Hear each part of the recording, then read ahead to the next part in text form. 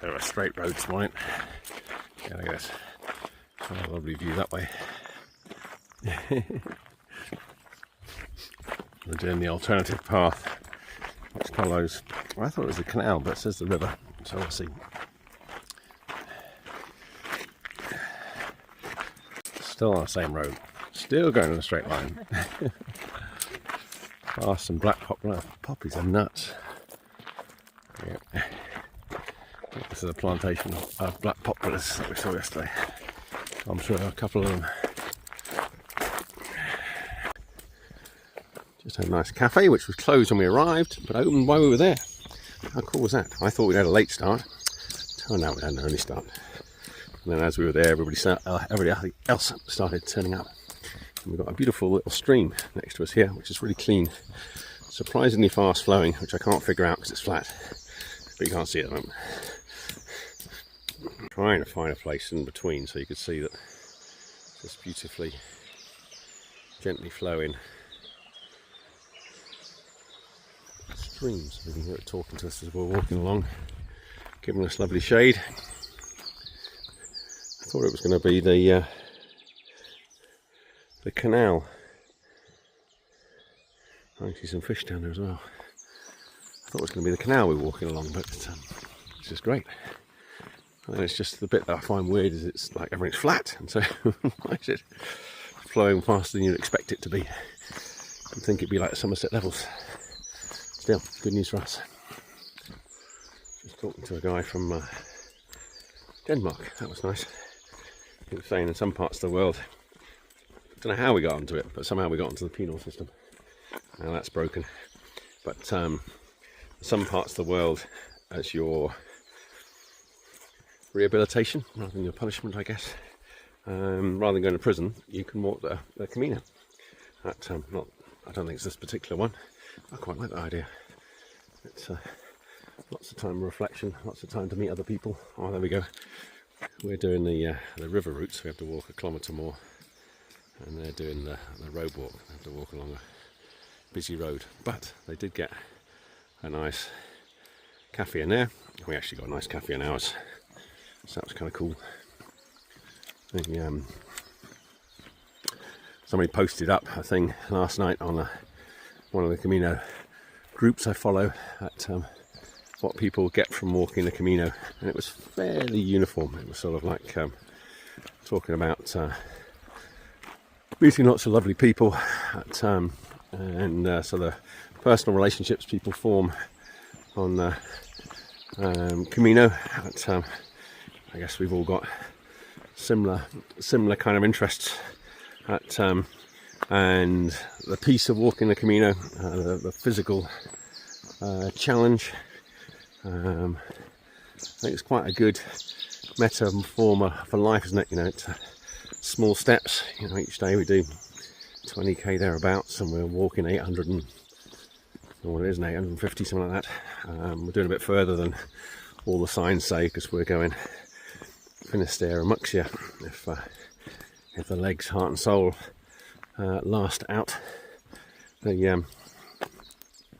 I might have mentioned before, I think, you know, it strikes me it would be a great, just lovely with the poppies are still just everywhere.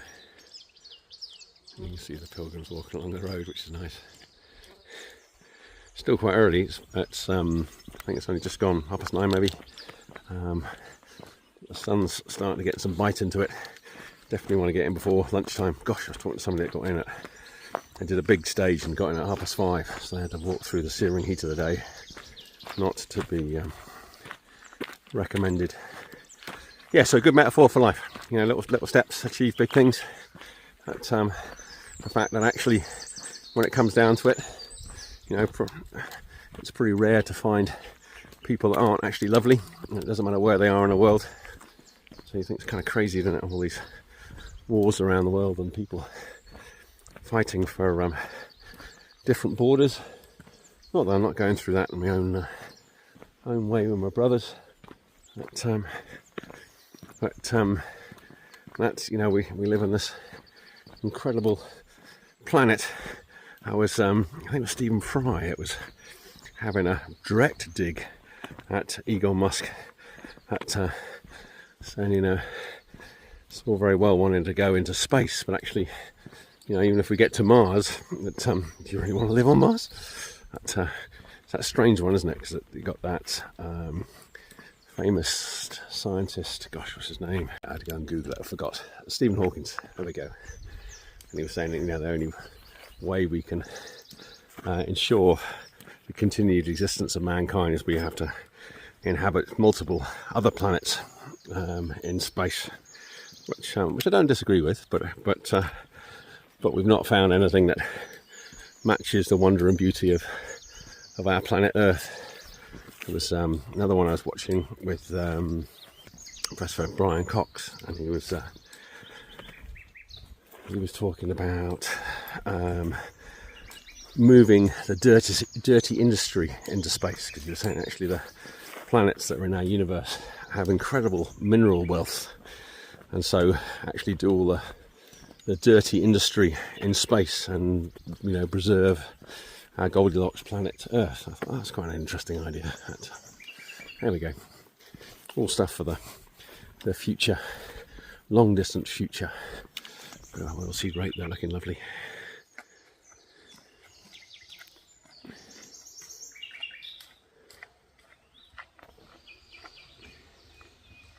Now, this walk along this, that's that village we showed you a minute ago. Yeah, it was glorious. We did our very boring straight road in the open sun, and now we're being rewarded with a shaded walk next to this babbling brook. It's funny, isn't it? I was just thinking with nature, you know, people tend to say that nature lives in harmony. Actually, there's a war going on. There's trees trying to steal the light from the plants underneath, and if the tree is happiest if it goes and kills those. And you know, David Attenborough programs are wonderful. I'm not a great fan watching them, because you always know that something's going to be eating something else, which is the way it works.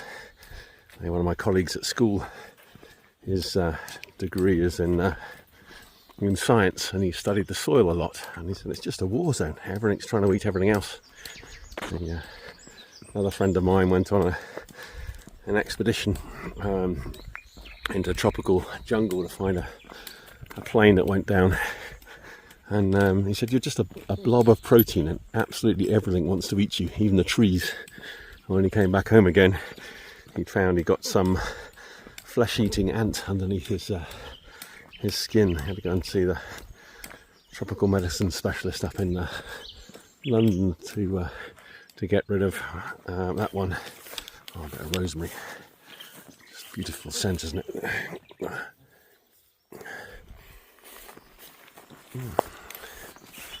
We were walking past some broom earlier this morning before sunrise, and of course you quite often get a very still part of the day at dawn and dusk, and the aroma from the broom was overpowering. Beautiful.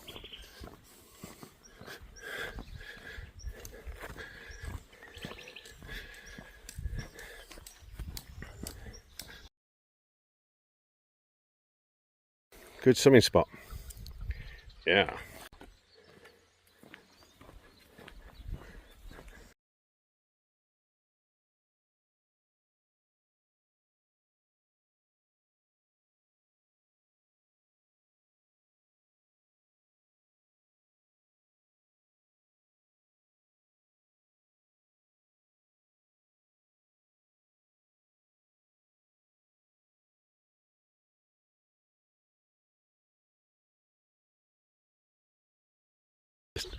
Exiting Villa Casa. It has a really nice church, really nice bar. I have to admit, we went to the bar first. And then you know you got a good bar when the local policemen are in there having a cup of coffee with Peregrinos. That's nice.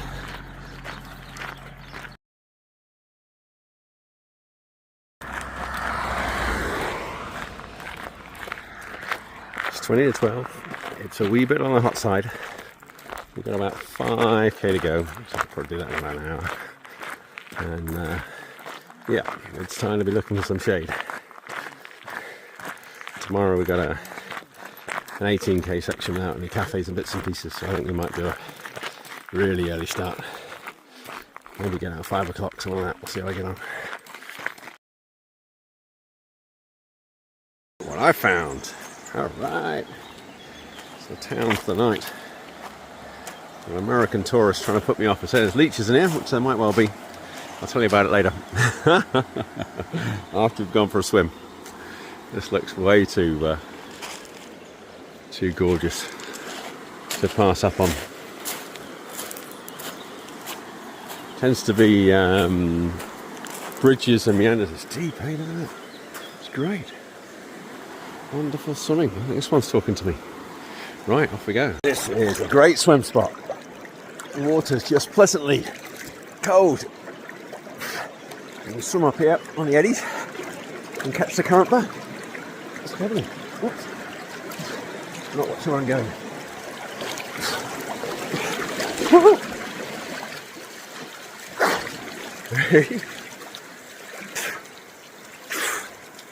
Ah, that's good. Just gorgeous. Absolutely gorgeous.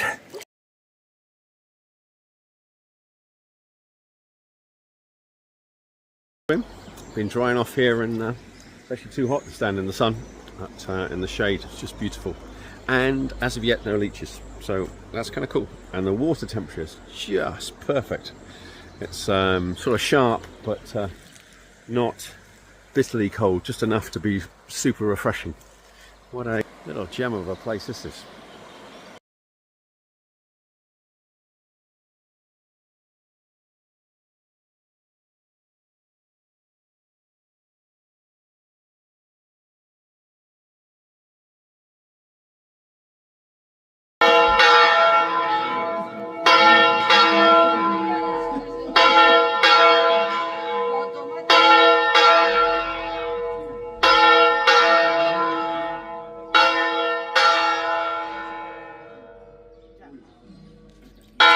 Sorry to say it with beer.